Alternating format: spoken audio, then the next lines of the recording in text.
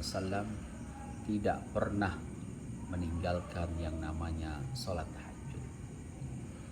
Kita tahu bahwa tahajud ini adalah sholat yang paling utama setelah sholat maktubah atau sholat 5 waktu. Wa minal laili fatahajjad bihi nafilatan lak.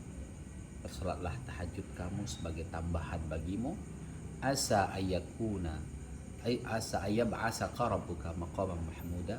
Semoga Allah mengangkat derajat kamu ke dalam yang mulia atau mahmud.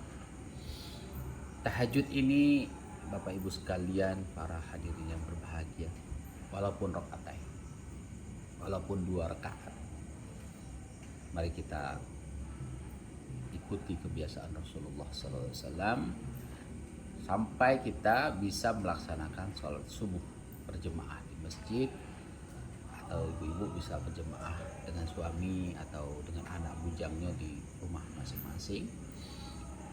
Ada hal yang tersembunyi juga di sholat fajar atau sholat sebelum subuh. Rakaat al-fajri khairum minad dunya wa ma fiha. 2 rakaat sebelum fajar itu lebih baik daripada dunia dan seisi-isinya.